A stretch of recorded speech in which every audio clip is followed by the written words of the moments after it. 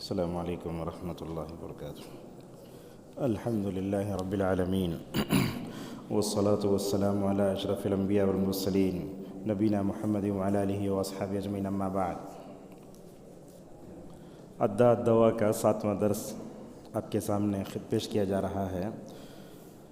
تو آج کے درس میں جن باتوں پر ہم فوکس کریں گے وہ ایک مسئلہ ہے، ابن القیم رحمہ اللہ نے جس کا تذکرہ کیا ہے، اس کا عنوان باندھا ہے الدعاء والقدر۔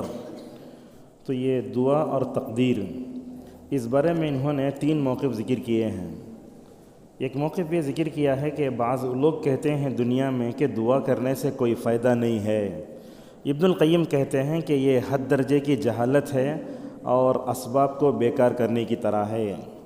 اور دوسرا ایک فریق ہے، ان کا کہنا یہ ہے کہ دعا صرف ایک عبادت ہے، بندہ جب دعا کرتا ہے تو اللہ سے قریب ہو جاتا ہے، بس اتنا ہی فائدہ ہے۔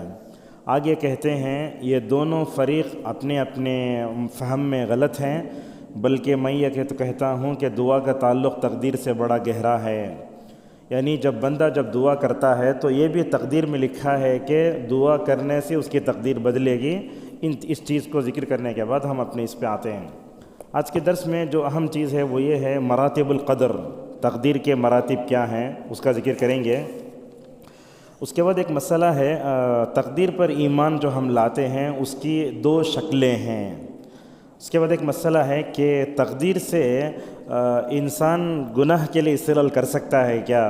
اگر کوئی یہ کہتا ہے کہ میں نے زنا کیا، چوری کی، وہ کہتا ہے کہ اللہ نے جب میرے مقدر میں لکھا ہے تو میں کیا کروں؟ اس طریقے سے آج کے درس میں اور ایک بات بھی ہے، تقدیر پر لکھی گئی کتابوں کا ہم تذکرہ کریں گے، اور درس کے آخر میں اقوال سلف جو ہم ذکر کرتے ہیں ہمیشہ، اس کا ذکر ہوگا۔ مراتب القدر کتنے ہیں؟ تقدیر کی پر لکھی گئی کتابوں کا اور تفاسیر وغیرہ میں جہاں تقدیر کا ذکر ہے تو اس میں ذکر کرتے ہیں تقدیر کے 4 مراتب ہوتے ہیں۔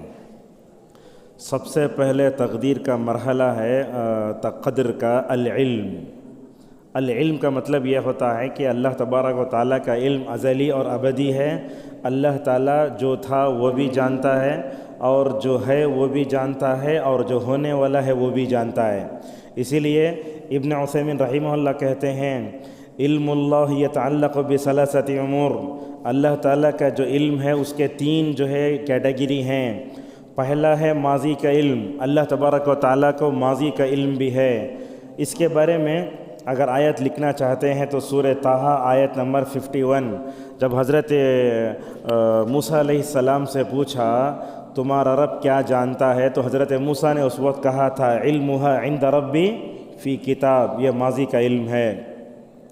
اسی طریقے سے حال اور مستقبل کا جو علم ہوتا ہے اللہ تعالیٰ اس کی طرف سورۃ الانعام میں اشارہ فرماتا ہے وَمَا تَسْقُطُ مِن وَرَقَةٍ إِلَّا يَعْلَمُهَا، اللہ فرماتا ہے کہ وہ جو پتے گرتے ہیں درخت سے رات کی تاریکی میں، کہیں بھی ہو، چاہے خشکی میں ہو، سمندر میں ہو، اس کا علم بھی اللہ تعالیٰ کو ہے۔ علماء کہتے ہیں کہ یہ علم حال کا بھی ہے، مستقبل کا بھی ہے۔ اگر آپ یہ جاننا چاہتے ہیں اللہ تعالیٰ کا علم کیسے ہے تو اس کے لیے سب سے اہم آیت ہے یعلم ما بین ایدیہم وما خلفہم، جب ہم پڑھتے ہیں نا سورہ بقرہ کی آیت الکرسی میں، لہٰذا العلیم اللہ کے ناموں میں سے ہے۔ اللہ تعالیٰ جو تھا وہ بھی جانتا ہے، جو ہے وہ بھی جانتا ہے، اور جو ہونے والا ہے وہ بھی جانتا ہے۔ اللہ تعالیٰ کا علم بڑا وسیع ہے، جیسا کہ کہا وسع کل شیء علما، یہ پہلا مرتبہ ہوا، اللہ تعالیٰ کو سب معلوم ہے۔ اس کے بعد دوسری چیز ہے المشیہ۔ مشیت کا مطلب ہوتا ہے اللہ تعالیٰ چاہتا ہے، جب تک اللہ تعالیٰ نہیں چاہتا کوئی چیز نہیں ہوتی، جیسا کہ اللہ نے کئی جگہ اپنی کائنات کی ہر چیز کو اللہ کے مشیت کے مطابق قرار دیتے ہوئے کہا وَمَا تَشَاءُونَ إِلَّا أَن يَشَاءَ اللَّهُ رَبُّ الْعَالَمِينَ۔ اسی لیے جب یہود نے اصحاب کہف اور ذوالقرنین کے بارے میں سوال کیا، اس وقت کہا وَلَا تَقُولَنَّ لِشَيْءٍ إِنِّي فَاعِلٌ ذَلِكَ غَدًا إِلَّا أَن يَشَاءَ اللَّهُ۔ امام طحاوی رحمہ اللہ کہتے ہیں کل شیء یجری بتقدیرہ ومشیتہ، کائنات میں ہر چیز اللہ تعالیٰ کے ارادے اور مشیت سے ماشاءاللہ گزرتی ہے، ہوتی ہے۔ ہم عرب میں ایک چیز دیکھتے ہیں وہ نوٹ کرنے کی ہے، اکثر علماء کو ہم دیکھتے ہیں تقریر کرنا شروع کرتے ہیں بولتے ہیں انشاءاللہ سوف یعنی کیا ایسا بول سکتے ہیں بمشیت اللہ تعالی۔ اب دیکھیے اللہ کی مشیت شامل حال نہ ہوتی تو میں یہاں نہیں بیٹھتا، اللہ کی مشیت شامل حال نہ ہوتی تو آپ یہاں بیٹھ نہیں پاتے۔ اسی لیے اللہ تعالیٰ کی ہر چیز کو اللہ کی مشیت کے مطابق ہی ہونا چاہیے۔ اسی لیے کہا کہ دنیا میں ہر چیز اللہ تعالیٰ کی مشیت سے ہی مکمل طور پر چلتی ہے۔ تیسرا مرحلہ ہے العلم والمشیہ کے بعد الخلق والتکوین، اللہ تعالیٰ پیدا کرتا ہے۔ جیسا کہ کہا اللہ خالق کل شیء، اللہ کے ناموں میں الخالق بھی ہے، اللہ کے ناموں میں خلاق بھی ہے، تو 3 ہو گئے۔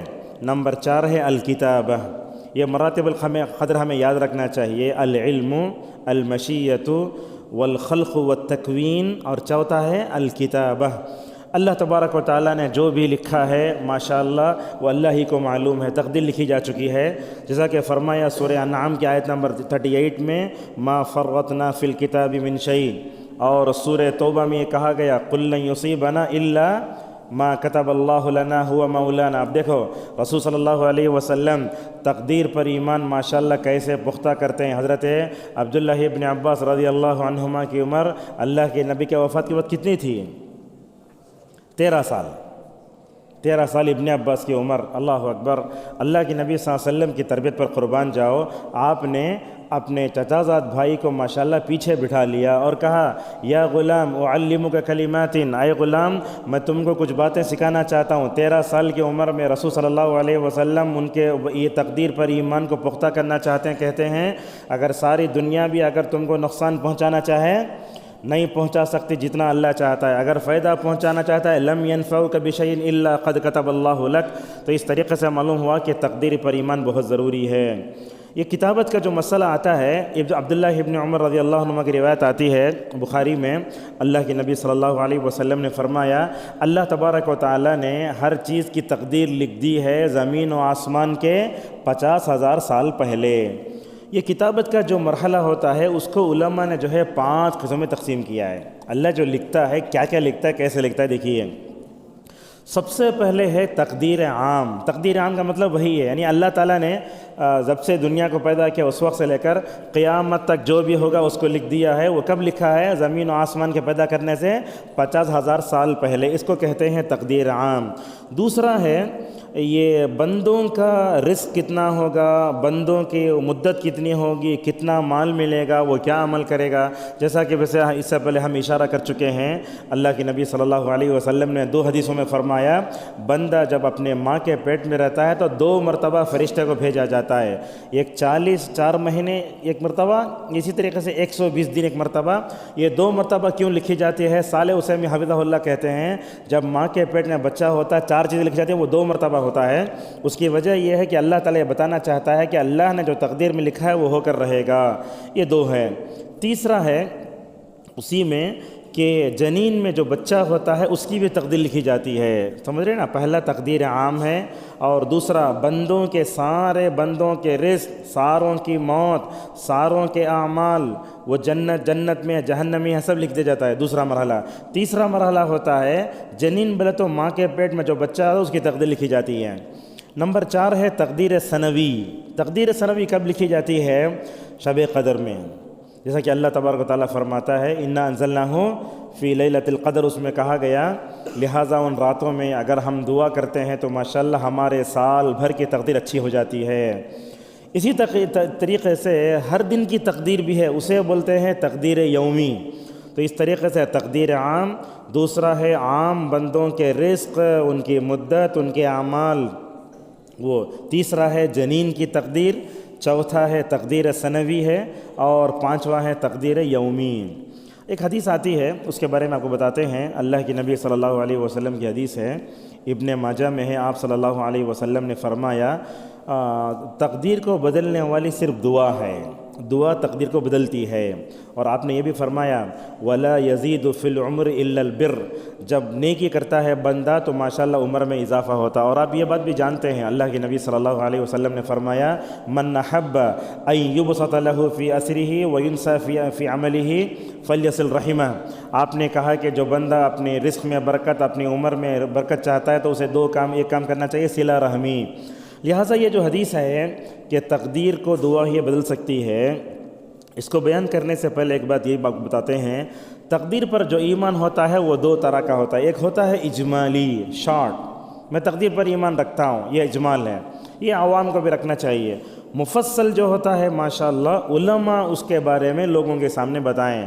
لہذا ہم طلباء سے گزارش کرتے ہیں کہ تقدیر پر ایمان سے متعلق امت میں بیداری آنا چاہیے، اور اس بارے میں شاید میں سمجھتا ہوں خطبہ 35 منٹ کا مشکل ہے، تو رمضان کا موقع یا اور موقع سے لوگوں کے مابین تقدیر کے جو مسائل ہیں عام فہم انداز میں سمجھانے کی ضرورت ہے۔ ابھی آپ نے جو یہ کہا کہ تقدیر کو بدل سکتی ہے صرف دعا، اس حدیث کو سمجھنے کے لیے اور ایک بات بھی ہمیں سمجھنا چاہیے۔ علماء کہتے ہیں کہ تقدیر دو طرح کی ہوتی ہے، ایک ہوتی ہے تقدیر مبرم اور ایک ہوتی ہے تقدیر معلق۔ مبرم اور مبرم کا مطلب کیا ہوتا ہے؟ اللہ تبارک و تعالیٰ نے لوح محفوظ میں جو لکھا ہے وہ کبھی بدلنے والا نہیں، اسے وہ تقدیر مبرم یا مبرم اسے بولتے۔ لوح محفوظ میں اللہ نے جو لکھا ہے وہ کبھی بدلنے والا نہیں ہے، اور اس کو اللہ کے علاوہ کوئی جان بھی نہیں سکتا، نبی بھی نہیں جان سکتے، یعنی اللہ نے جو لکھا ہے لوح محفوظ میں بس۔ اور اسی طریقے سے اور ایک آتی ہے تقدیر معلق۔ معلق کا مطلب کیا ہوتا ہے؟ معلق کا مطلب یہ ہوتا ہے فرشتوں کے ہاتھوں میں جو اعمال نامے ہوتے ہیں بندوں کے، اس میں اضافہ ہوتا ہے، اس میں کیا ہوتی ہے؟ تبدیلی ہوتی ہے۔ جیسا کہ اللہ تبارک و تعالیٰ نے سورۃ الرعد میں کہا یمحو اللہ ما یشاء ویثبت وعندہ ام الکتاب۔ یمحو کا مطلب کیا ہوتا ہے؟ یمحو کا مطلب ہوتا ہے اللہ تعالیٰ مٹاتا ہے جو چاہتا ہے، اور اللہ تعالیٰ جس کو چاہتا ہے باقی رکھتا ہے۔ تو یہاں ایک بات آپ کو یہ بتاتے ہیں، تقدیر سے راضی ہونا بھی بہت ضروری ہے۔ جیسا کہ گزشتہ درس میں نے وہ شعر پڑھا تھا، اگر بندہ اس دنیا میں تقدیر سے راضی ہو گیا تو سمجھ جاؤ ماشاءاللہ اس کی دنیا جنت ہے، اگر کوئی تقدیر سے راضی نہیں ہوا تو سمجھ جاؤ اس کا حکم کیا ہوگا، آگے بتائیں گے۔ ایک دعا ہم پڑھتے ہیں، وہ جانتے ہیں آپ لوگ دعا، اللہم، یہ دعا ہے وابن عبدک ما ناصیتی بیدک ماض فی حکمک عدل فی قضاؤک۔ یہ ماض فی حکمک ہے نا، وہ اصل تقدیر پر ایمان ہے۔ بندہ کہتا ہے اے اللہ تو نے میرے بارے میں جو فیصلہ کیا ہے وہ تو ہو کر رہے گا۔ عدل فی قضاؤک کا مطلب یہ ہے کہ اے اللہ تو تقدیر لکھنے میں ماشاءاللہ انصاف سے کام لیتا ہے۔ اب یہ تقدیر جو بدلتی ہے، مبرم بدلتی ہے یا معلق بدلتی ہے، تو اس کی وضاحت کرتے ہوئے عبید الرحمن مبارک پوری رحمہ اللہ فرماتے ہیں والحاصل ان القضاء المعلق يتغير واما القضاء المبرم فلا يبدل ولا يغير۔ مرآت المفاتیح جلد 7 صفحہ 355 میں فرماتے ہیں عبید مبارک پوری رحمہ اللہ، خلاصہ یہ ہے کہ تقدیر جو مبرم ہے اللہ نے جو لکھ دیا ہے کہاں لوح محفوظ میں، وہ کبھی نہیں بدلتی۔ بدلتی کون سی ہے؟ جو معلق ہوتی ہے وہ بدلتی ہے۔ یا اور ایک مسئلہ بھی ہے، بعض مرتبہ ہم دیکھتے ہیں گناہ کر دیتے ہیں، گناہ کرنے کے بعد کہتے ہیں اللہ میرے تقدیر میں لکھا تو کیا کروں میں، ایسا ہم لوگ کبھی گفتگو کرتے ہیں، یہ صحیح نہیں ہے۔ لہذا یاد رکھیے یہ جملہ، تقدیر سے استدلال معصیت کے لیے نہیں کر سکتے، مصیبت کے لیے کر سکتے ہیں۔ سمجھ گئے آپ لوگ؟ تقدیر سے استدلال کس کے لیے کر سکتے؟ مصیبت کے لیے، یعنی ایسا بول سکتے ہیں اللہ نے شاید یہ مصیبت میرے مقدر میں لکھی ہے، ٹھوکر کھا کر گر گئے، ہو سکتا ہے اللہ نے لکھا ہو، کانٹا چھپ گیا، ہو گیا اللہ نے لکھا ہو، لیکن معصیت کے لیے کر نہیں سکتے۔ اور میں سمجھتا ہوں یہ معصیت کے لیے تقدیر سے استدلال کرنا یہ خود معصیت ہے، نہیں کر سکتے۔ اور ہم دیکھتے ہیں یہ کفار و مشرکین کا جو ہے کیا ہے، مطلب کفار و مشرکین کی عادت ہے، جیسا کہ ہم ذکر کریں گے آگے۔ وہ کہتے ہیں لو شاء اللہ ما اشرکنا ولا آباؤنا، کہتے تھے اللہ تعالیٰ اگر نہیں چاہتا تو ہم بھی شرک نہیں کرتے اور ہمارے باپ دادا بھی شرک نہیں کرتے تھے۔ اسی طرح کی ایک آیت سورۃ النحل میں بھی آئی ہے، لہٰذا مصیبت کے لیے تقدیر سے استدلال جائز ہے، معصیت کے لیے تقدیر سے استدلال جائز نہیں ہے۔ ایک مسئلہ آتا ہے آدم علیہ السلام اور موسیٰ علیہ السلام کا قصہ، آپ جانتے ہوں گے، دونوں آپس میں بحث کرتے ہیں تقدیر کے بارے میں۔ تو اس بارے میں آپ یہ سن لیجئے، یہ آدم کا اور موسیٰ کا جو قصہ ہے اس حدیث کے بارے میں ماشاءاللہ علماء نے 3 باتیں بتائی ہیں۔ پہلی بات یہ بتائی ہے مصیبت کے لیے حضرت آدم اور موسیٰ کے قصے میں ذکر کیا جاتا، جیسے موسیٰ نے کہا اے آدم تم یہ پھل کھائیں، یہ مصیبت لکھا تھا مقدر میں، تو اس طریقے سے اس واقعے سے معصیت کے لیے استدلال کرنا جائز نہیں ہے۔ دوسری بات علماء نے جو لکھی ہے وہ یہ، اگر ہم آدم اور موسیٰ کے قصے سے معصیت کے لیے استدلال کرنے کو جائز سمجھیں کہتے ہیں اس سے تعطیل الشرائع لازم آتا ہے۔ اور تیسری چیز یہ ہے کہ آدم علیہ السلام نے معصیت کے لیے استدلال نہیں کیا بلکہ مصیبت کے لیے استدلال کیا ہے۔ اس بارے میں اگر آپ پڑھنا چاہتے ہیں تو ابن القیم کی ایک تفسیر ہے، وہ تفسیر میں کون سی آیتوں میں لکھا ہے ذرا نوٹ کرو گا۔ ما اصابک من حسنۃ فمن اللہ وما اصابک من سیئۃ فمن نفسک، یہ آیت ہوئی۔ آگے کہا قل کل من عند اللہ، یہاں دیکھو اللہ نے کہا نیکی تمہارے اللہ کی طرف سے پہنچتی ہے، اور تکلیف کہاں ہے تمہاری طرف، تمہارے نفس کی طرف سے پہنچتی، یہ تو کہا۔ آگے کہا کہ اللہ تبارک و تعالیٰ کی طرف سے ہر چیز ہے۔ ماشاءاللہ اگر آپ اٹھا کر دیکھیں گے ان آیتوں کی تفسیر میں الحمدللہ 50 صفحے لکھے ابن القیم نے۔ اس میں کیا لکھا، قدریہ کیا ہیں، تقدیر کا انکار کرنے والے کون۔ اور آپ جانتے ہیں اس دنیا میں سب سے پہلی جو بدعت شروع ہوئی ہے وہ تقدیر کا انکار ہی ہے، القدریہ جن کو کہتے ہیں۔ حضرات صحابہ اکرام نے ماشاءاللہ ان لوگوں کے جو ہے اصلاح کی کوشش کی، مگر وہ جو ہے مطلب صحیح طریقے سے سمجھ نہ سکے۔ تو اس طریقے سے معلوم ہوتا ہے تقدیر سے استدلال مصیبت کے لیے جائز ہے، معصیت کے لیے جائز نہیں ہے۔ لہٰذا ہم میں سے کوئی اگر گناہ کر لیتا ہے یہ نہیں کہنا چاہیے کہ میرا مقدر ہے، اگر ایسا وہ کہتا ہے تو میں سمجھتا ہوں یہ کافرانہ اور مشرکانہ عمل ہے۔ اب آئیے تقدیر پر لکھی ہوئی کتابیں کیسا، اگر تقدیر پر مطالعہ کر رہا ہوں تو ہمیں کیا کرنا چاہیے۔ پہلی بات، ایک بات یہ بھی ہے، آپ جانتے ہیں قرآن کریم میں اللہ تبارک و تعالیٰ ایمان کے 6 ارکان کو کہیں بھی ایک جگہ ذکر نہیں کیا۔ دیکھو آمن الرسول بما انزل الیہ من کل آمن باللہ وملائکتہ وکتبہ ورسلہ، کتنے ہوئے؟ 4۔ اور بعض جگہ ومن یکفر باللہ وملائکتہ، سورہ نساء میں 5 کا ذکر ہے ایک جگہ، مگر تقدیر پر ایمان جو ہے وہ نہیں آیا۔ کیوں نہیں آیا؟ علماء کہتے ہیں، صالح عثیمین حفظہ اللہ نے کہا یہ 6 کا ذکر اس لیے نہیں ہوا، اللہ تبارک و تعالیٰ تقدیر پر ایمان کی اہمیت کو الگ سے بتانا چاہتا ہے، اسی لیے کہا انا کل شیء خلقناہ بقدر، ایسا کہا بقدر جہاں کہیں آیا وہاں ایک معنی اندازے کا بھی ہے، وہاں ایک معنی تقدیر کا بھی ہے۔ اب قرآن کی آیتوں میں جہاں جہاں تقدیر پر ایمان کا ذکر ہے ان آیتوں کو پڑھیے۔ ماشاءاللہ ایک عرب میں استاد تھے، یہاں بھی آئے تھے، وہ آ کر جو ہے ہم کو 2001 میں تقریباً تدریبیہ پڑھائے تھے۔ مجھے یاد ہے اسی مسجد میں عبد الرحمن شبل نام ان کا، وہ طاہر صاحب کو بھی پڑھائے اور انہی کا مذکرہ کلیۃ الحدیث میں اب پڑھایا جا رہا ہے۔ ماشاءاللہ عقیدے میں بڑے ممتاز۔ تو وہ جب آتے ہم لوگوں کو کیا کرتے، ان کی گھنٹی میں بیٹھنا ہو تو ہاسٹل سے وضو کرنا، اس کے بعد یہاں آنا، چاش کی نماز پڑھ کے جا کے ان گھنٹی میں بیٹھنا، جب تک اگر صلیت الضحیٰ جب تک نہیں بولتا کلاس میں بیٹھنے نہیں دیتے۔ وہ جمعرات کے دن ماشاءاللہ یہاں لا کے ہم کو نصیحت بھی کرتے تھے۔ ان کے بارے میں ایک واقعہ بتاتا ہوں، دیکھو ایسے اساتذہ ان کو فٹس کی بیماری تھی اور پورا پڑھاتے تھے۔ کیسے ہوتا تھا، ایک مرتبہ کلیۃ اللغہ میں پڑھانے گئے تو طلبہ سنے نہیں، پڑھا کے آ گئے، دوسرے دن کلاس میں کون بھی نہیں ہے، پوری کلاس خالی ہے۔ اگر ہم جیسے اساتذہ ہوتا تو واپس آ جاتے، کیا کریں انہوں ماشاءاللہ دوسری کلاس میں چھپ کر طلبہ دیکھ رہے سو انہیں شیخ پڑھاتے ہیں کہ نہیں کی گئے، اللہ کی خاطر پڑھانے والے کیسے ہوتے ہیں، دیکھو جا کے کھڑے ہو کر پورا پڑھائے، کون بھی سننے والا نہیں ہے، پڑھا کر واپس آ گئے۔ دوسرے دن جب گئے تو طلبہ نے ان سے پوچھا شیخ کلاس میں کون بھی نہیں تھے، ہمیں تو یہ سمجھے کہ آپ داخل ہو کر دوبارہ نکل جائیں گے، لیکن آپ کے اندر یہ پڑھانے کی ایسی حرص ہم نے نہیں دیکھی، بعضوں کلاس میں چھپ کر ہم دیکھ رہے تھے تو آپ داخل ہوئے نا۔ تو انہوں بولے اصل میں بات یہ ہے مجھے جامعہ نے اس مادے کے پڑھانے کا مکلف کیا ہے، اگر میں نہ پڑھاؤں تو یہ خیانت ہے، اور دوسری بات یہ ہے میں نے کھڑے ہو کر پڑھایا تو 2 فائدہ ہوا، یہ در و دیوار قیامت کے دن انشاءاللہ میرے حق میں گواہی دیں گے۔ ایمان دیکھ کیسا ہے۔ اور دوسری بات کہنے لگے اگرچہ تم لوگوں نے میرا درس نہیں سنا مگر میں سمجھتا ہوں جتنا میں نے پڑھایا ہے ماشاءاللہ پورے فرشتے لکھ لیے ہیں۔ کیسا تھا عرب کا ایمان۔ تو انہی کے اس میں ہم لوگ یہ کیا بتانا سب بھول گئے، کس بات پر رکے تھے ہم، یہ واقعہ کہاں سے شروع ہوا؟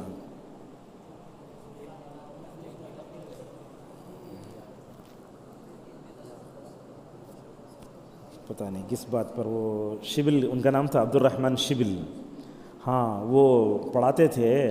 کبھی کبھی تو ایسا ہوتا فٹس کی بیماری سے کلاس میں بے ہوش ہو کر گر جاتے تھے، حال یہ تھا، ختم گر گئے۔ ایسی صورت میں ہسپتال لے جایا گیا، ہسپتال میں لے جا کے ڈرپ چڑھا رہے ہیں، جیسے ہی کلاس کا وقت ہوا وہ سوئی کھول کے پھینک کے سیدھے پڑھانے آ گئے۔ ایسے اساتذہ میں سمجھتا ہوں اس روئے زمین پر نہیں ہے، اللہ مغفرت فرمائے، انتقال ہو گیا ہارٹ کی وجہ سے۔ عبد الرحمن شبل نام تھا، تو کیا کرتے تھے، ان کا مذکرے کی خوبی کیا ہے، ماشاءاللہ تقدیر سے متعلق یا ایمان باللہ یا جو ایمان ارکان ایمان ہے نا، ان کے پورے الحمدللہ دلائل کو ایک جگہ جمع کر دیے۔ طاہر صاحب بولتے جب وہ کلاس میں پڑھاتے پوری آیتیں لائن سے پڑھتے، انہوں بولتے اکتب ادلۃ الایمان بالقدر، انہوں جس ترتیب سے انہوں آیت حدیث سے لکھو بولتے ویسا آج لکھنا، اگر ایک حدیث آیت میں غلطی ہو تو پورا نمبر کاٹ دیتے۔ تو اس طریقے سے ہم آپ لوگوں کو نصیحت کرتے ہیں کہ یہ ارکان ایمان ہے نا، اس پر توجہ دیں اور ان کے دلائل کو ماشاءاللہ پڑھنے کی کوشش کریں۔ قرآن کی آیتوں میں جہاں اگر اس کو پڑھنا چاہتے ہیں تو آپ ابن عثیمین کی تفسیر پڑھو، اس میں الحمدللہ انہوں کیا کرتے ہیں، ہم کیا ہوتا ہے قرآن کی آیتیں پڑھاتے ہیں، قرآن پڑھاتے ہیں تو ہم کبھی احکام بیان کرتے ہیں، فلاں بیان کرتے ہیں، لیکن عقیدہ نہیں بیان کرتے۔ میں سمجھتا ہوں یہ عقیدہ جتنا زندہ جاوید قرآن بیان کرتا کوئی بیان نہیں کرتا، اسی لیے عرب وغیرہ میں پرچے بنتے ہیں، ہر لکھتے سوال میں هذه الآیۃ دلت علی مسئلۃ عقدیہ فما ہی، اس آیت میں عقیدے کا مسئلہ ذکر کرو۔ تو اس طریقے سے قرآن کی آیتوں میں جہاں جہاں تقدیر کا ذکر ہے آپ ان آیتوں کا حدیث پڑھیے۔ اسی طریقے سے دوسری چیز ہے وہ کیا ہے کہ تقدیر کے بارے میں جتنی حدیثیں ہیں ان حدیثوں کا مطالعہ کیجیے آپ۔ ماشاءاللہ علماء نے الحمدللہ کو جمع کر دیا ہے، آپ کو جو ہے جمع کرنے کی ضرورت نہیں ہے، پڑھیے۔ اب ایک بات آپ کو بتاتے ہیں، عبد المحسن قاسم حفظہ اللہ کا ایک آڈیو سن رہا تھا میں، اس میں انہوں نے بڑی اچھی بات کہی، وہ آپ کے سامنے بھی نقل کرنا چاہتا ہوں کہ کہتے ہیں اگر آپ اللہ تعالیٰ سے اس حالت میں ملنا چاہتے ہیں کہ اللہ آپ سے راضی ہو جائے، کون بول رہے ہیں؟ عبد المحسن قاسم بولتے ہیں اگر آپ اللہ تعالیٰ سے اس حال میں ملنا چاہتے ہیں کہ اللہ اگر آپ سے راضی ہو جائے، دو عقیدوں کی کتابوں کا مطالعہ کرو، ایک ہے کتاب التوحید، دوسری ہے عقیدہ واسطیہ۔ کہتے ہیں ان دونوں کتابوں کو پڑھنے سے ماشاءاللہ حتی تلقى ربک راضیا، بولتے ہیں اپنے رب سے ملو گے نا انشاءاللہ مکمل اللہ تم سے راضی ہو جائے گا۔ کیوں ان دونوں کتابوں پر ترکیز کیوں کی وہ بھی سن لیجئے۔ بات اصل میں یہ ہے توحید الوہیت سے متعلق کتاب التوحید میں جتنے مباحث ہیں ایسی نفیس مباحث آپ دوسرے کتاب میں نہیں پائیں گے۔ اللہ اکبر، ان کا کیا ارادہ تھا نہیں معلوم، کیا نیک نیتی نہیں معلوم۔ یہ کتاب التوحید الحمدللہ اسی ہے، صالح عثیمین حفظہ اللہ، صالح آل الشیخ سب کہتے ہیں جب بھی میں پڑھتا ہوں ماشاءاللہ اس کتاب میں کوئی نئی چیز ضرور معلوم ہوتی ہے اور میرے ایمان میں مکمل طور پر اضافہ ہو جاتا ہے۔ تو آپ لوگ جو ہے اس کتابیں پڑھیں۔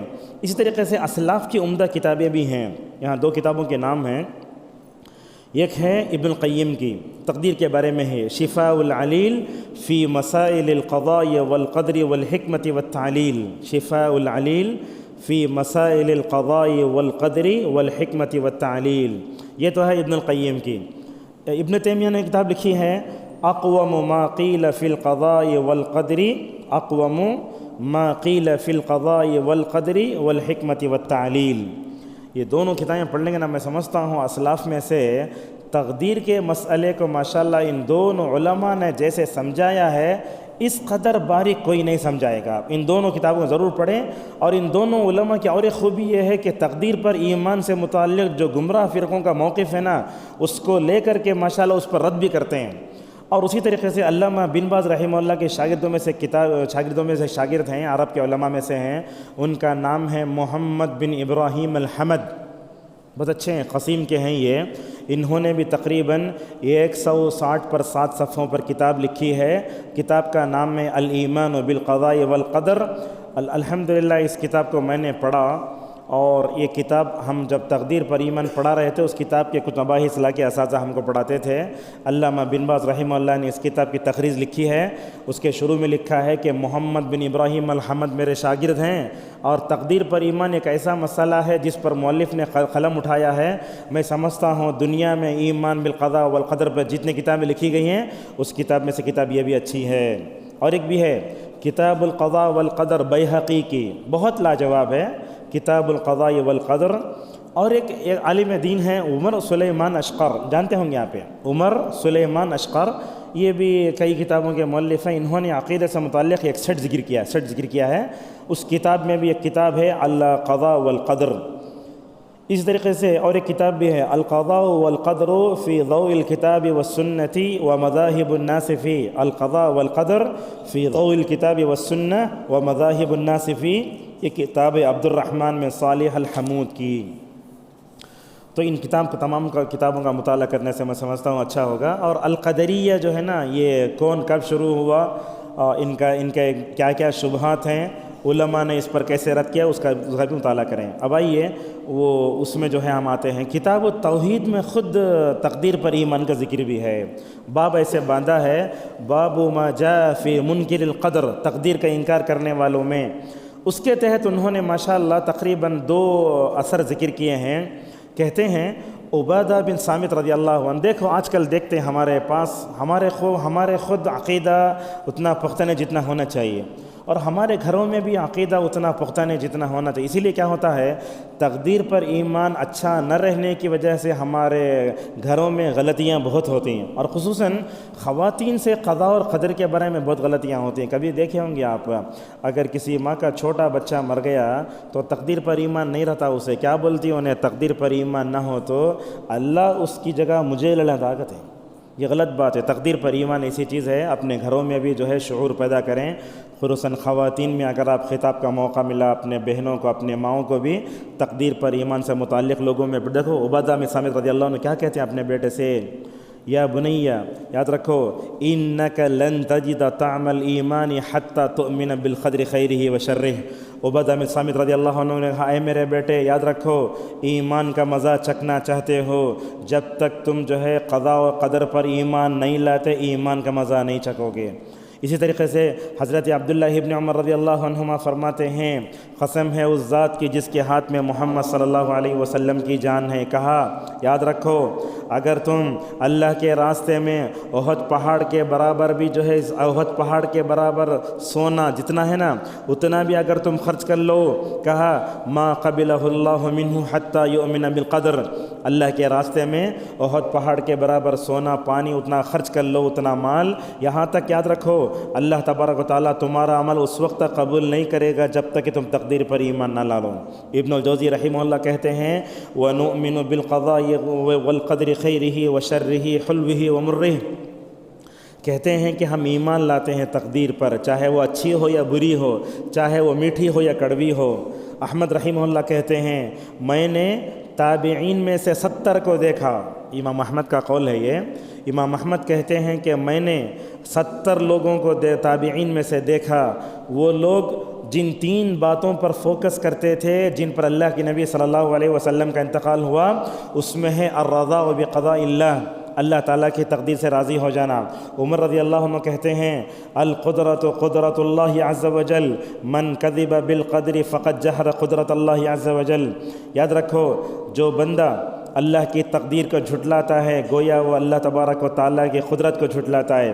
ابن عباس کہتے ہیں، کل شیء بقدر حتی وضعک یدک علی خدک، میرے طرف دیکھیے، یہاں جو ہم ہاتھ رکھتے ہیں نا، ایسا کہتے ہیں ابن عباس، اگر تم اپنے گال پر ہاتھ رکھتے ہو نا، وہ بھی تمہاری تقدیر میں سے ہے۔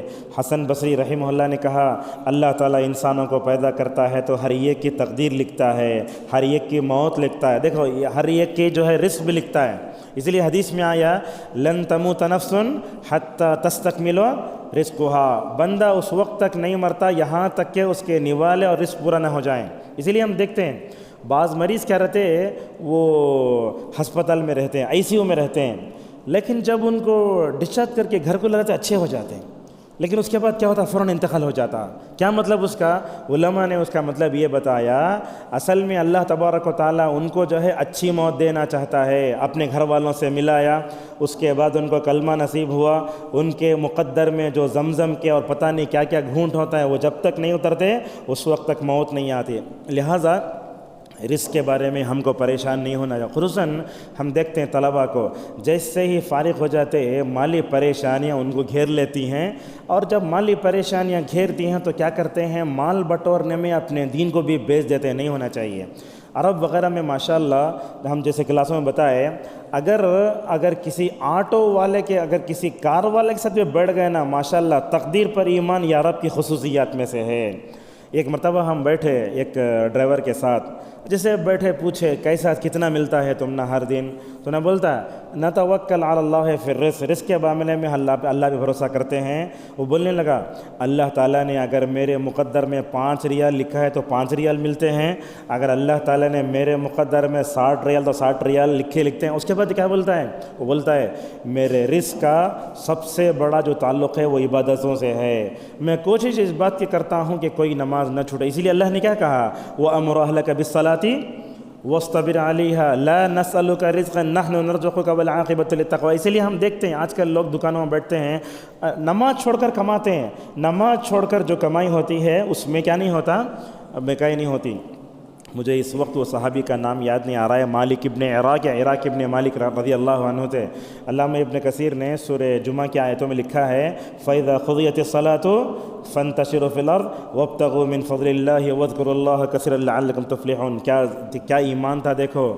علامہ ابن کثیر رحمہ اللہ کہتے ہیں وہ صحابی کیا کرتے، جیسے ہی جمعہ کی نماز ہو جاتی مسجد کے دروازے پر کھڑے ہو جاتے۔ اگر وہ نص ہے تو انشاءاللہ کلاسوں میں کل دیتا ہوں۔ ابن کثیر میں سورہ جمعہ کے آخری رکوع میں آپ دیکھ سکتے ہیں اسے مسجد کے دروازے پر کھڑے ہو کر بولتے اے اللہ میں تیری دعوت پر لبیک کہا، نبی کریم صلی اللہ علیہ وسلم کی اتباع کیا، اور تو بولا مجھے رزق چھوڑ دو، بول کے رزق چھوڑ کے میں تیرے پاس آ گیا۔ اے اللہ اب میں مسجد کے باہر جا رہا ہوں، اے اللہ تو نے میرے مقدر میں جو فضل رکھا ہے وہ فضل لکھ دے، فابتغوا من فضل اللہ۔ اسی لیے دیکھ ابن القیم رحمہ اللہ کہتے ہیں جب بندہ مسجد سے وعدہ کیا دعا پڑھتا اللہم انی اسألک من فضلک، وہی اللہ کا فضل ہے۔ اور بولتے ہیں ماشاءاللہ جو بندہ اللہ کی خاطر اپنی دکان بند کر دیتا ہے نا، بولتے گراہک آ گیا ہے، گراہک آ گیا نہیں آیا، تو ایسے وقت میں ہمیں کیا کرنا چاہیے؟ اللہ کی خاطر اگر چھوڑ کر گئے اللہ تبارک و تعالیٰ جمعہ کے بعد آپ اللہ کی خاطر جو چھوڑے اللہ تعالیٰ کی تقدیر کو بھی اچھا کر سکتا ہے جب آپ الحمدللہ رزق کے بارے میں اپنے آپ کو اللہ کے حوالے کرتے ہیں۔ اسی لیے حسن بصری رحمہ اللہ کہتے ہیں اللہ انسان کو پیدا کرتا ہے، تقدیر لکھتا ہے، اس کی عمر لکھتا ہے، اس کی کیا کہتا ہے اس کی رزق بھی لکھتا ہے، اور یہ کہتے ہیں اس کی عافیت بھی لکھتا ہے اور اس کی آزمائش بھی لکھتا ہے۔ اور ہمارے اسلاف بھی ایسے تھے، بعض اسلاف جن کو اگر آزمائش نہیں آتی تو پریشان ہو جاتے، بولتے اللہ شاید میرے سے ناراض ہو گیا ہے اسی لیے میں آزمایا نہیں جا رہا ہوں۔ ایسے تھے اسلاف۔ مجاہد رحمہ اللہ کہتے ہیں یا ایتھا النفس المطمئنہ، مطمئنہ نفس کسے بولتے جانتے ہیں؟ مجاہد رحمہ اللہ کہتے ہیں نفس مطمئنہ کا مطلب ہوتا ہے الراضی بقدر اللہ وقضائہ، اللہ تعالیٰ کی تقدیر سے راضی ہونے والا۔ ابن القیم نے ایک جگہ لکھا ہے نفس کی، جانتے نا آپ یہ نفس 3 طرح کا، نفس کتنا ایک ہوتا ہے، اس کی 3 حالتیں ہیں۔ ہم کیا بولتے ہیں نفس 3 طرح کا ہے، بولتے ہیں نفس ایک ہی ہے۔ نفس میں کیا ہوتا ہے 3 حالتیں، کبھی مطمئنہ بنتا، کبھی لوامہ بنتا اور کبھی امارہ بنتا۔ بولتے ہیں نفس مطمئنہ ماشاءاللہ یہ بہت کم لوگوں کو ملتا ہے، اور یہ ملا نبیوں کو، یہ ملا رسولوں کو۔ لہٰذا اگر ہم اللہ کی تقدیر سے راضی ہو گئے اللہ تعالی ہمارا نفس کو نفس مطمئنہ بنا دے گا۔ اسی طریقے سے بعض علماء کہتے ہیں لا بد من نفوذ القدر، بولتے ہیں کیا بولے تو تقدیر جو لکھی ہے وہ لازم ہو کر رہے گی۔ اسی لیے بعض علماء ہمارے اساتذہ میں تھے، جب وہ ایڈمٹ ہو جاتے ڈاکٹر سے بولتے ایھا الطبیب انک تعالج المرض ولا تعالج الموت، بولتے ڈاکٹر سے تم میرے بیماری کا علاج کر سکتے، تم میرے موت کا علاج نہیں کر سکتے۔ اسی طرح علامہ ابن بن باز رحمہ اللہ کو دیوا طائف کی ہسپتال میں ایڈمٹ کیا گیا تھا، مسئلہ تو برین ٹیومر کا۔ جب کیا گیا تو ان کا علاج کرنے والا ایک نصرانی ڈاکٹر ہے، ویسی حالت میں بولنے لگے یا طبیب نصرانی اشہد ان لا الہ الا اللہ وان محمد رسول اللہ۔ دعوت کا جذبہ دیکھو، برین ٹیومر ایسی حالت میں رہ کر بھی الحمدللہ دعوت نہیں چھوٹ رہی ہے۔ وہ ڈاکٹر سے بولتے ہیں کہ اے ڈاکٹر تو لا الہ الا اللہ پڑھ لے مسلمان ہو جائے گی۔ یہ دعوتی جذبہ ہم دیکھتے ہیں آج کل علماء میں طلباء میں کم ہوتا جا رہا ہے، مادیت کی وجہ سے یہ بڑا متاثر ہو رہا ہے۔ لہٰذا تقدیر میں جو لکھا ہے وہ ہو کر رہے گا، اس کے خلاف ہم جنگ نہیں کر سکتے۔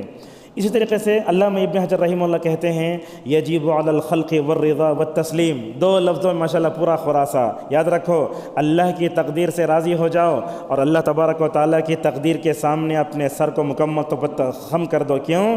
اس لیے کہ تقدیر جو ہے اللہ تعالیٰ اور بندے کے درمیان میں ایسا راز ہے جس کے گہرائی تک پہنچنا ہر بندے کو ممکن نہیں ہے۔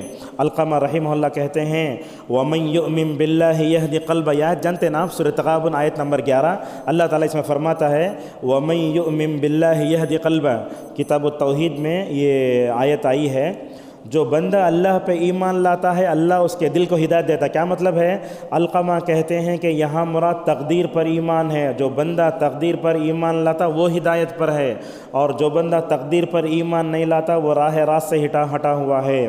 عبدالواحد ابن زید رحمہ اللہ کہتے ہیں اللہ تعالیٰ کی تقدیر سے راضی ہونا بہت بڑی چیز ہے، اور جو بندہ اللہ کی تقدیر سے راضی ہو گیا، دیکھو اس کی دنیا بھی اچھی اور اس کی برزخ کی زندگی بھی اچھی اور آخرت کی زندگی بھی ماشاءاللہ اچھی ہوگی۔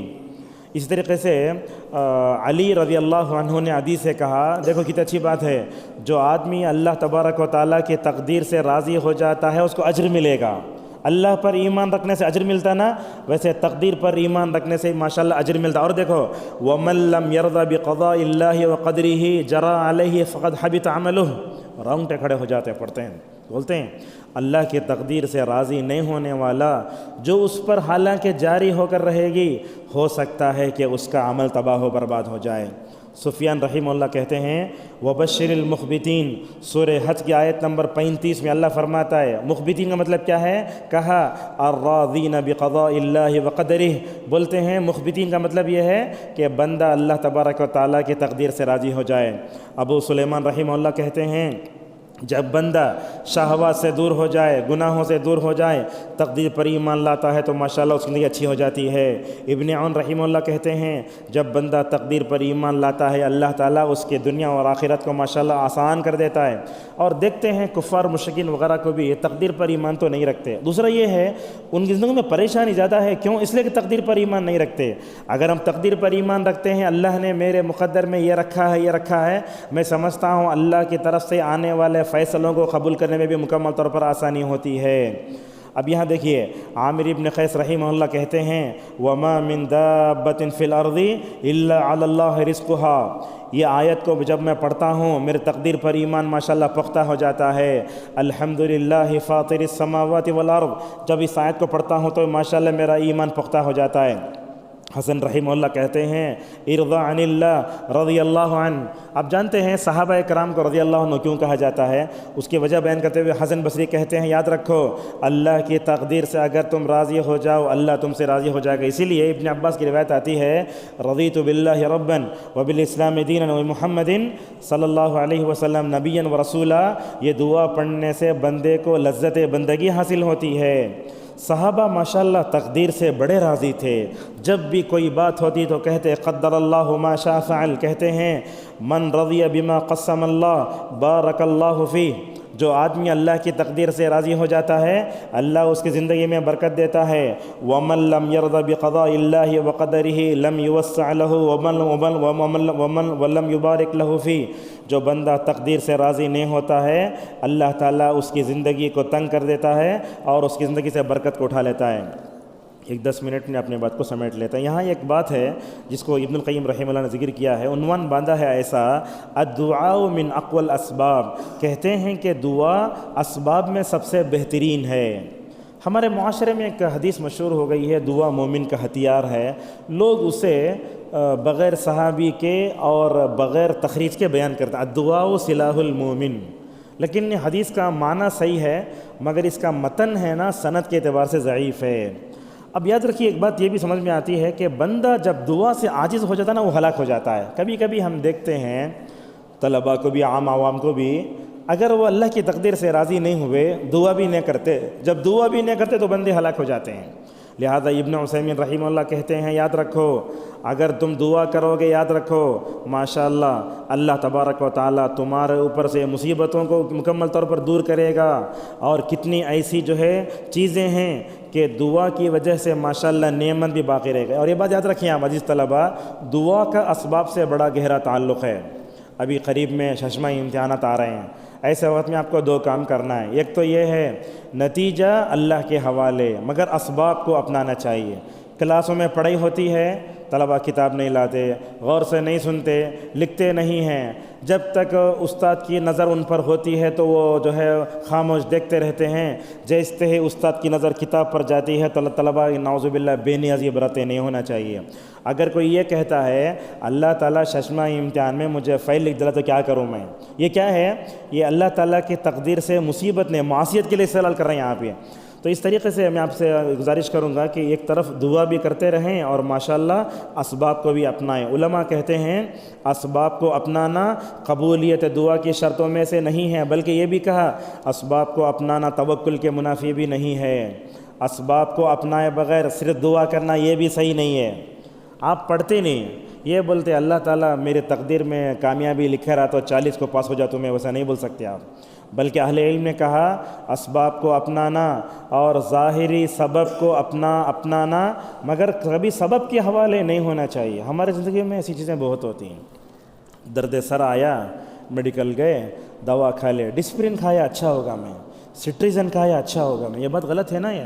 اور بعض مطلب ہم یہ بھی دیکھتے ہیں ہر ایک فیملی کا ایک ڈاکٹر ہوتا ہے، انہوں بولتے ان کے پاس غلط بیماری اچھی ہوتی ہے مجھے، یہ سب غلط ہے نا۔ آپ ایسا بول سکتے ہیں اللہ تبارک و تعالیٰ اس دوا کو ذریعہ بنایا ہے، اللہ تعالیٰ اس ڈاکٹر کو اچھا ذریعہ بنایا ہے، اللہ تعالیٰ وہ کتاب کے سمجھنے میں فلاں استاد کو ذریعہ بنایا ہے۔ اگر آپ اپنے فہم کو نعوذ باللہ سبب کے حوالے کرتے ہیں تو بڑا غلط۔ اسی لیے آپ دیکھیں گے جہاں تعویذ کی حدیث ہے، یہاں اس میں آپ نے کیا فرمایا، معن تعلق شیئن وکل الیہ، جو آدمی تعویذ کو ڈالتا ہے اللہ تعالیٰ اسی کے حوالے کر دیتا ہے۔ لہٰذا مسلمانوں کو کبھی سبب کے حوالے نہیں ہونا چاہیے۔ دیکھو کبھی کبھی ہم طلباء کو یہی بولتا ہوں، اگر سبب کون مسبب کون یہ جاننا چاہتے ہیں تو آسمان میں آنے والے بادلوں کو دیکھو، اللہ تعالیٰ یہ زمین اور آسمان کے درمیان میں بادلوں کو لٹکاتا ہے۔ بارش کب ہوتی؟ اللہ تعالیٰ جب چاہتا ہے، ہم ہو کر بارش نہیں ہو سکتی۔ لہٰذا بادل کو دیکھ کر اگر ہم یہ کہیں کہ یہ بادل برسیں گے، نہیں ہو سکتا۔ اسی لیے اللہ کے نبی صلی اللہ علیہ وسلم جب کبھی بارش ہوتی کیا بولتے؟ مطرنا بفضل اللہ ورحمتہ۔ ابن عثیمین وغیرہ جب بارش آتی، ماشاءاللہ یہ سنن محجورہ میں سے ہے یہ، جب بھی بارش ہوتی جا کر کھڑے ہو جاتے۔ ایک مرتبہ حج کو گئے، اس موقع پر حالت احرام میں ہیں، بارش آ گئی، ابن عثیمین رحمہ اللہ بھیگ رہے ہیں۔ کیوں بھیگ رہے ہیں؟ بولے لِأَنَّهُ حَدِيثُ عَهْدٍ بِرَبِّهِ، اور عرب میں یہ ماحول ابھی بھی ہے۔ مکہ مدینہ میں بارش ہو گئی، لوگ مطاف میں ادھر ادھر نماز پڑھتے رہیں گے، بولیں گے تقدیر پر ایمان ہے، اللہ تبارک و تعالی ہم کو جو ہے بارش دینا چاہتا ہے۔ تو اس طریقے سے اسباب کو اپنانے کی ترغیب بھی دلا۔ اور دیکھو یہ کہ کائنات میں نتائج کو اسباب سے جوڑا گیا ہے، اور یہ ارادہ کونی آپ جانتے ہیں، اگر آپ محنت کرو، یہ کافر جب آگے بڑھتا ہے تو مسلمان کیوں آگے نہیں بڑھ سکتا؟ یہاں کچھ ہم آپ کی آیتیں سناتے ہیں اسباب کو اپنانے کے تعلق سے۔ قرآن کی کئی آیتیں ہیں، اللہ تعالیٰ نے فرمایا هو الذی جعل لکم الارض فامشوا فی مناکبها وکلوا من رزقہ والیہ النشور۔ اللہ فرماتا ہے اگر رزق چاہتے ہو زمین میں پھیل جاؤ اور زمین کے راستوں میں چلو۔ اور اسی طریقے سے اللہ تبارک و تعالیٰ نے یہ بھی فرمایا کئی جگہ، کیا کہا اللہ کے نبی صلی اللہ علیہ وسلم نے، لو انکم تتوکلون علی اللہ حق توکلہ لرزقکم کما یرزق الطیر تغدو خماسا وتروح بطانا۔ یہ ترمذی میں ہے، حضرت عمر ابن خطاب رضی اللہ عنہ کہتے ہیں کہ آپ صلی اللہ علیہ وسلم نے فرمایا اگر تم اللہ پہ ویسے بھروسہ کرو جیسے جو ہے بھروسہ کرنے کا حق ہے، یاد رکھو جیسے پرندے خالی پیٹ نکلتے ہیں تو کیا ہے شام میں ماشاءاللہ پیٹ بھر کے نکلتے ہیں۔ آپ ایک چیز دیکھیں، یہ پرندے وغیرہ کہاں بھی بیگ لگا لے کو نہیں رہتے، کہاں ملا رزق کر لیتے۔ انسان رزق کے معاملے میں کتنا پریشان ہوتا ہے، راتیں جاگتا ہے، ورک فرام ہوم کام کرتا ہے، مگر یہ سب تقدیر پر ایمان جو ہوتا ہے نا، اللہ جتنا لکھا ہے اتنا مل کر رہے گا۔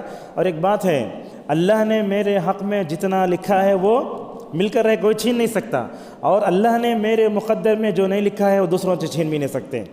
اور اسی طریقے سے وہ آیت بھی جو ہے بیان کی ہے علماء نے، سورہ مریم آیت نمبر 25 میں اللہ تبارک و تعالیٰ نے حالت حمل میں حضرت مریم سے کہا وَهُزِّي إِلَيْكِ بِجِذْعِ النَّخْلَةِ تُسَاقِطْ عَلَيْكِ رُطَبًا جَنِيًّا۔ اللہ نے کہا اے مریم یہ کھجور کا جو درخت ہے نا اسے ہلاؤ۔ آپ جانتے ہیں حالت حمل میں جب عورت ہوتی ہے تو بڑے مطلب باریکی سے زندگی گزرتی ہے، اچھلنا کودنا، بس میں پیچھے بیٹھنا نہیں کرتے۔ یہاں دیکھو اللہ تبارک و تعالیٰ فرماتا ہے کھجور کے درخت کو ہلاؤ۔ کھجور کے درخت کو ہلا سکتا ہے، ناریل کے درخت کو ہلا سکتا ہے؟ ارے ہم تو ایسا ہے آج کل 5 کلو شکر نہیں اٹھا سکتے، اتنی مشکل ہوتی ہے۔ اللہ تعالیٰ فرماتا ہے کیا ہے؟ اللہ یہ فرماتا ہے اے مریم یاد رکھو ان کھجوروں کو پانا چاہتے ہو تو کیا کرو؟ ہلاؤ۔ وہ جیسے ہلاتی تھی اللہ نے کہا تساقط علیک رطبا جنیا، تم پر کیا ہوں گے؟ کھجور گریں گے۔ انہی آیتوں کی تفسیر ماشاءاللہ علماء نے لکھا ہے حالت حمل میں عورت کو کھجوروں کا استعمال کرنا چاہیے۔ آج کل کیا ہوتا ہے، حالت حمل جیسے ہوتا ہے ہماری خواتین ڈاکٹروں کے پاس جاتی ہیں، خون کی گولیاں، فولک ایسڈ گولیاں، فلاں گولیاں، وہ گولیوں کو ایک پلڑے میں رکھو، کھجور کو ایک پلڑے میں رکھو۔ میں سمجھتا ہوں کھجور جو فائدہ دیتا وہ 10 گولیاں بھی فائدہ نہیں دیتے۔ تو اس طریقے سے ماشاءاللہ حضرت مریم علیہ السلام کو اللہ فرماتا ہے اسباب کو اپناؤ۔ اسی طریقے سے اللہ کی نبی صلی اللہ علیہ وسلم کی ترمذی میں حدیث آتی ہے جس میں آپ نے فرمایا، انہیں بولے نا وہ صحابی میں اونٹ کو باندھ کو اللہ پہ بھروسہ کروں کہ نے اونٹ کو چھوڑ ڈالوں کی؟ تو آپ نے فرمایا اعقلھا ثم توکل علی اللہ، تو کیا کرو؟ تم باندھو پھر اللہ تبارک و تعالیٰ بھروسہ کرو۔ اور یاد رکھو یہ اسباب کو اپنانے میں سب سے بہترین اگر کوئی واقعہ ہے تو اللہ کی نبی صلی اللہ علیہ وسلم کا ہے۔ ہجرت کے واقعے میں دیکھتے آپ معراج کا واقعہ کیسا تھا؟ رات کے ایک حصے میں 7 آسمانوں پر جا کر واپس آ گئے۔ اگر اللہ تبارک و تعالیٰ اسباب کو مشروع نہ کرتا تو کیا کرتا؟ نبی کو مکے سے اٹھا کر مدینے میں منٹوں میں رکھ سکتا تھا، مگر ہجرت کا پورا واقعہ بتاتا ہے کہ بندے کو جہاں نتائج کا سامنا کرنا پڑتا ہے وہیں اسے اسباب کو بھی اپنانا چاہیے۔ آخری بات ہے آج کے درس کی، اس کو روک کے اپنی بات کو ختم کر لیتے ہیں۔ بات کیا ہے؟ ابن تیمیہ رحمہ اللہ کہتے ہیں اللہ تعالیٰ نے سبب کو بھی پیدا فرمایا، مسبب کو بھی پیدا فرمایا۔ اور یاد رکھو یہ اسباب کو جو اپنانا ہے یہ بھی دعا میں آتا ہے۔ یہ دیکھو یہ فالالتفات الی الاسباب شرک فی التوحید، اسباب کے حوالے ہو جانا یہ توحید میں شرک ہے۔ اگر آپ سبب ہی کو سب کچھ سمجھتے ہیں تو یہ شرک ہے۔ دیکھو وَمَحْوُ الْأَسْبَابِ إِلَىٰ أَن تَكُونَ أَسْبَابًا نَقْصٌ فِي الْعَقْلِ، اگر کوئی بندہ اسباب کو اپناتا ہی نہیں ہے تو کہا یہ بھی عقل میں جو ہے نقص کی طرح ہے۔ وَالْإِعْرَاضُ عَنِ الْأَسْبَابِ بِالْكُلِّيَّةِ قَدْحٌ فِي الشَّرْعِ، اور کہا اسباب سے مکمل طور پر جو ہے منہ پھیر لینا یہ بھی جو ہے شریعت میں جو ہے قدح لاتا ہے۔ الْأَخْذُ بِالْأَسْبَابِ عِبَادَةٌ، اسباب کو اپنانا یہ بھی جو ہے ہمارے شریعت کا ایک جز ہے۔ اسی پر اپنے درس کو روکتے ہیں۔ درس کا خلاصہ یہ ہوا کہ تقدیر کے 4 مراتب ہیں، جیسے ہم نے آپ کے سامنے کہا کہ سب سے پہلے اس میں کیا آتا ہے؟ العلم والمشیۃ والخلق والکتابہ۔ اس کے بعد ہم نے آپ کے سامنے کہا کہ یہ تقدیر دعا کو بدلتی ہے تو وہ کون سی ہے؟ وہ تقدیر معلق ہے، لوح محفوظ میں نا وہ نہیں بدلتا۔ بعض علماء کہتے ہیں کہ وہ بھی بدلتی ہے، بعض علماء کہتے ہیں وہی بدلتی ہے۔ تو کیسے بدلتی ہے؟ تو کہا یہ بھی تقدیر میں لکھا ہے کہ بندہ دعا کرے گا اور بدلے گی۔ اس کے بعد ہم نے آپ کے سامنے تقدیر سے معصیت کے لیے استدلال نہیں کر سکتے، مصیبت کے لیے استدلال کر سکتے ہیں، وہ باتیں بتائیں۔ اور تقدیر پر ایمان سے متعلق میں نے جو کتابیں بتائیں ان کتابوں کا مطالعہ کیجئے۔ اور تقدیر پر جو غیر علماء کے دروس ہوتے ہیں ان دروس کو مت سنیے، آپ لوگ علماء کے دروس کو سنیے۔ اور اقوال سلف میں نے جو آپ کے سامنے بیان کیے ماشاءاللہ اس میں مکمل طور پر اس کا خلاصہ ہے۔ اللہ تبارک و تعالیٰ سے ہماری دعا ہے اللہ تعالیٰ ہم سب کو جو بھی سنے ہیں اس پر عمل کرنے کی ہم سب کو توفیق عطا فرمائے۔ اور وآخر دعوانا الحمدللہ رب العالمین۔